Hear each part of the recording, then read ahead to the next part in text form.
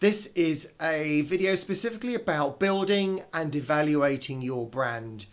The new year can be a really good time to refresh what your branding is about, to reinvigorate what you stand for as a practice, and to clarify exactly what you do. Now, branding is far more than just a name, a logo, and some colors. So I want to go through the strategic process of building and evaluating your brand to give you some really good tips and advice on how you can do that to make it the most appealing offering to your customers.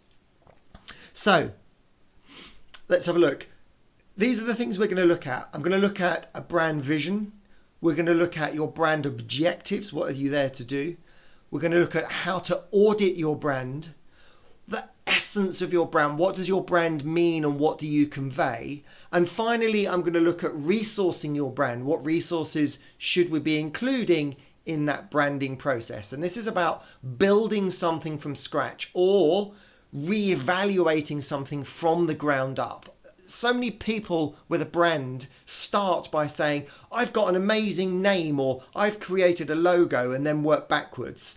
What you'll find is the logo, the colors, and the name come into the resourcing section, which is right at the very end. So it's really important that we go through these preliminary stages. This kind of the dental health of your brand is important to get right before you move on to the sexy stuff like cosmetic dentistry and moving people's teeth around.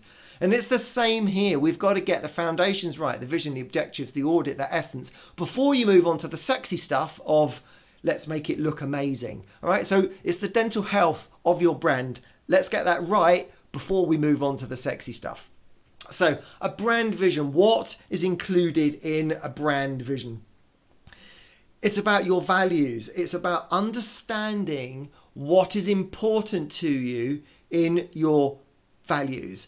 So a good question to ask yourself is, what values do you bring to work with you every day? What values drive you to do what you do, regardless of whether you get paid or not? Or you could say, what values would you want to instill into your children that when they took those to work, you know they'd have a successful working life? So it's really these core things. What is important to you and your business? Because I'm going to make an assumption here that you and your practice are your brand. Let's move a little bit further forwards. What is the envisioned future of your brand? What will the world look like, and how will the world or the local area benefit because your brand, your practice is in the local community? What difference are you going to make to the local community and to those people's lives? So have an envisioned future. Perhaps 10 years in advance. What is this all going to look like when it's finished? One of the biggest tips that I took away when I did my MBA was to act finished. I don't start a business or progress a business kind of thinking, well, we'll grow. What will it look like when it is done? And act like that now. So what's the envisioned future of your brand? And I suggest you write all of these down in a process. What is your brand purpose? What are you there to do? Are you there to help everyone smile perfectly, everyone to be confident in their smile, to fix people's smiles, to help people be healthy? What are you there to do? What is your brand purpose? And this will be unique to you. What do you bring to your brand? What is it that really sets you apart, and what do you want to do? What's the purpose of you existing? So for me, the purpose of me existing is to be the person in dentistry which helps people or helps dentists attract the right type of new patient. That is my purpose. That's the purpose. That's why I'm here. Why are you here? The next thing is to look at our brand objectives, and we're going to look at this from 3 different perspectives. What are your long-term objectives? What do you want to achieve in the long term with your brand? Think 5 years ahead, 10 years ahead, 15 years ahead, 20 years ahead. What objectives? What do you want to achieve? The reason this is important, so for example, is let's say you decide to brand yourself around you as an exclusive, unique individual. That might be great in the short term, but is it good in the long term if you want to sell that practice? Now, you can argue this in 2 different ways. I think, yes, people like Louis Vuitton have done very well out of having their own brand. Coco Chanel, all of these people the brands are named after a single individual. They've done very well out of having a brand named after them and being able to sell it on. Tommy Hilfiger, it goes on and on. So it's not impossible to have a brand identity which is uniquely you. Mine is that, Mark Oborn. But it is not... if you bear that in mind in the long term, ask yourself that question. What is the long-term brand objective? And you may decide to change your branding because of your long-term objectives for that brand, for your brand. And think about the short-term objectives. What do you want to achieve in the very short term? So for example, if you are going to have a rebranding exercise, you might want that brand to look, ultimately, when you get onto designing the logo, which is later on, we might want that brand to look sexy and young and to be something that really stands out immediately and captures the eye. But the long-term objective might be that we want something that we can soften down a bit. So then that will then go through to the brand designers when they're looking at the creatives, when they're looking at the design of that brand. So it would be, create me a brand which looks sexy now, but gives me the ability to change it. And this is how I might want to change it in the future. And you can do that without changing your brand identity, without changing the creative. It can be done in different colors, it can be morphed, it can be warped, it can be changed. And look at things like Google. Google, their branding has changed continuously as they continuously modify and keep up with the changing environment, but based on short-term objectives of being appropriate now and long-term objectives. So it's really important to have long-term and short-term objectives for your brand before you start creating logos. And your brand should capture the imagination. It should capture people's imagination, capture their attention, and make them think, oh yes, this is something I want to be involved with. This is something that I want to be part of. From this basic information, we are then going to move forwards and do all the creative stuff, but we've got to get this information right, or refresh it, as I said. Now, this principle can be a little difficult to get to grips with. Stick with it and play.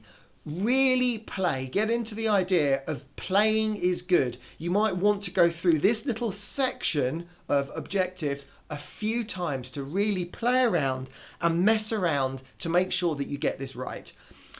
The principle here is what we're going to do is we're going to identify who our ideal customers are. We can pick, oh yes, it's these, it's these, it's these, it's these. And then we can get a sense of what kind of marketing and branding would we need to do for each of these customers? And do we want these people? Do we want to attract these people? And I would like you to look at this in 3 different aspects of customers, the context in which those customers exist, and the motivations of those customers. So it's, who are those people? What context do they live in? And what are the motivations of those people? And I'm going to give you some examples here, but this can shift and change, and it can be, you can play around with different aspects of this. So I'm just going to give you some examples. The first one is you may decide to have your customers to segment them by age. That's a very simple one to do.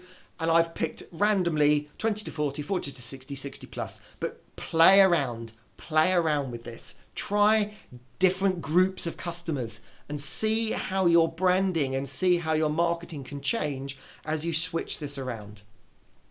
The next one is the context in which they may be coming to you. So are they coming to you in the context of, I want to feel very healthy? Are they coming to you in the context of, I want to attract a new partner? I've put sex there, but you know what I mean. Are they coming to you in the context of, I want to feel more confident? There may be more contexts in which they come to see you, which again, play around. The third thing is motivations. And again, play around with this. I've put in here a kind of a sliding scale of a towards motivation or an away motivation. So towards is, I want to be healthy, I want to look really good. Away is, I don't want to look ugly, I don't want to look unsightly, I don't want to be unhealthy. So two effectively saying the same thing, but from looking at it from two different perspectives. Towards, I want to be healthy, I want to look great. Away from, I don't want to be unhealthy, I don't want to be ugly or unsightly. So they could be the motivations, and I put indifferent in the middle.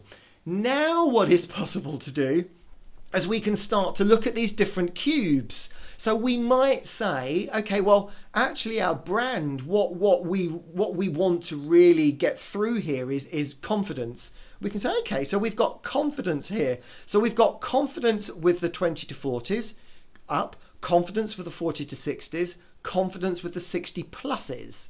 So they may have slightly different marketing around them, but also confidence when someone is a towards motivated. So confidence if they're, yes, I want to be beautiful, I want to be healthy. For the 20 to 40s, we might say that is the ideal customer for us. That's absolutely ideal. And we might say, for example, someone that is indifferent and 60 plus, that is looking only for health, which would be this cube up here. We might say, well, actually, these are not our customers, so we don't need to have any marketing, we don't need to have any branding, we don't need to reflect these people in our branding. So have a play with this. Have a play. If you are part of my Thinkific course program and you are registered as a member, there is a community forum. On that forum, feel free to post your ideas, post your suggestions, and I will be there, and I am there and free to answer those questions. So have a play with these brand objectives. What I'd then like you to do is to do a brand audit. So audit what you've said so far. Look at the forces that would help you, forces that would advance your brand. What could be going on in the world that can advance your brand? You might look at politics, economics, the society, technology. You could look at all sorts of things. What is going out there is forces to advance your brand and help you to move forwards. Write them down. Forces to impede your brand. Again, political change in politics, change in economics, change in the social feel of what's going on in the world, change in technology, change in the environment. Look at all of these things that are going to advance, things that will impede. And again, it just gets you to be really reflective of what you are doing and what you are representing. What you don't want to do is to build something into your brand which is then going to be wiped out in the future and make your brand obsolete, which will then make your logo, your strapline, your colours, would make all of that obsolete as well. So forces to advance, forces to impede. And then this is mega important in dentistry. Risk reducing. What in your brand is going to help demonstrate that you are a risk reducer? Anyone that's heard me before will know that one of the things I talk about in dental marketing is to reduce risk and to build trust.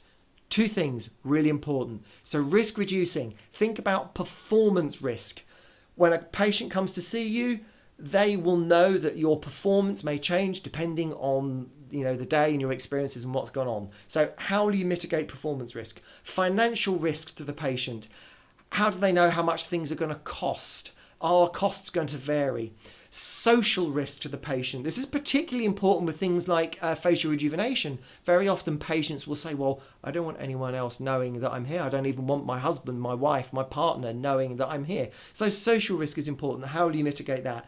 Time risk. Patients may be taking time out of their busy social lives or their work life to come and see you. And psychological risk. How is that patient going to feel afterwards? Are they going to feel loved, cherished, cared for? Or are they going to feel like you've not really listened to them and feel as though the patient's not been heard and come away with a bad experience? So how will you mitigate all of these risks?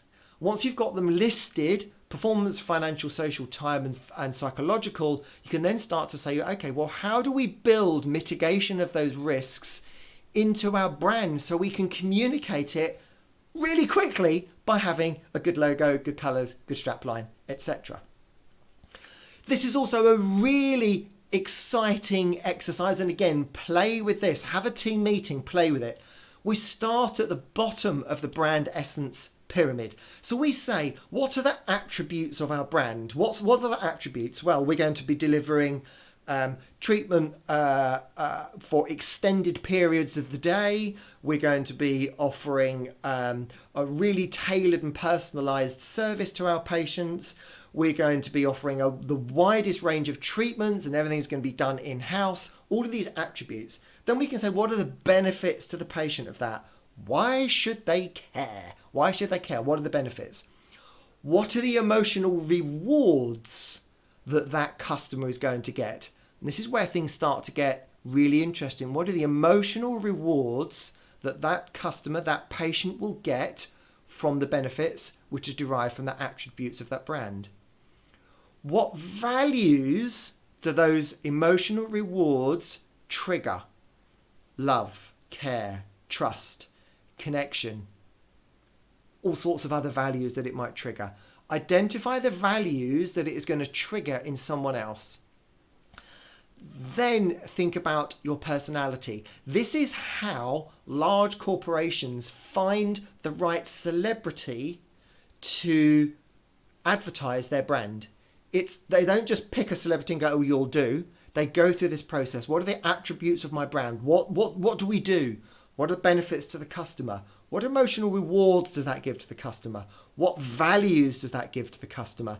Then they can say what celebrity really reflects all of that, and they can communicate all of this very quickly by having the correct celebrity, which is why when celebrities do things that contravene any of those values for the brand, they get dropped by those brand advertisers. But for a small company, we're not going to be using celebrities. Personality from this point of view is your personality. So for me, having a bit of fun is really important. It's really important to me. And I want to attract clients that are up for having a bit of fun as well, to play, to be experimental, to be childlike, not childish, but childlike, and play and experiment. And that's how we get great results. And I want to reflect that in my personality, in my brand, to make sure that that is represented in everything I do. And the final thing that we want to look at is your brand resourcing. So that is when we come up with the name. Simple for me, Mark Oborn. That's when we come up with the logo. So guess what? When I went to my brand designers, I gave them a great long list of everything that I've been through already and said, I want you to create a logo which is citrusy, which is zesty, which has a bit of zing to it, which has a sense of movement to it, which really reflects what it is that I'm about. I want a strap line which reflects what I'm about, which is interesting, which gets people wondering. And that's how we came up with the logo, which you can see just below me, and the Mark Oborn Engaging Inspired Clients. So it's really important that we get our branding and design absolutely spot on. And that's what brand resourcing is: a name, a logo, and a strapline. I hope you have found that useful. And as I said, if you are part of my Thinkific learning community, as a member. It's £25 a month, so it is really good value. Join that, you get access to a whole load of marketing courses. There's hours worth of content on there. There's access to me in the community forum. There is also a discussion on each of the courses. So each course, each module, you can discuss it. We can have a discussion with other learners and with myself. And if you upgrade to full membership access to the site, which is £35 a month, you get access to all the personal development courses as well. So there's hours and hours and hours of personal development and marketing courses on Thinkific. So just look up markoborn.thinkific.com. See you soon.